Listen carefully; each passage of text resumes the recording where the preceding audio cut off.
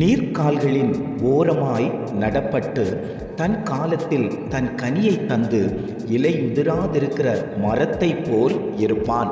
அவன் செய்வது வாய்க்க வேண்டுமானால் அவனுடைய வாழ்க்கை தரம் எப்படி இருக்கும் என்று வேதம் சொல்லுகிறது என்றால், அவன் நீர்க்கால்களின் ஓரமாய் நடப்பட்டவனாய் இருப்பான். ஆண்டவருடைய வார்த்தையை சுமந்து கொண்டு ஆண்டவருடைய வசனத்தை கேட்டுக்கொண்டு அவருடைய பாதையிலே நடக்கிற மனுஷன் பாக்கியவானாய் இருப்பான். மற்றும் அவன் செய்வதெல்லாம் வாய்க்கும்.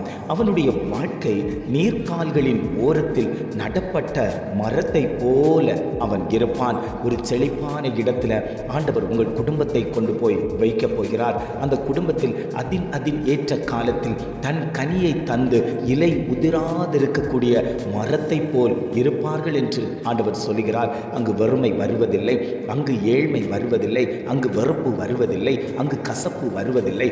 குடும்பம் செழிப்பாய் இருக்கும். அவன் எவைகளை கேட்டுக்கொள்கிறானோ, அவன் எவைகளை செய்கிறானோ அவைகள் எல்லாம் வாய்க்க பண்ணும் என்று ஆவியானவர் திட்டமும் தீர்மானமுமாய் குடும்பங்களை பார்த்து அவர் பேசிக் கொண்டிருக்கிறார்.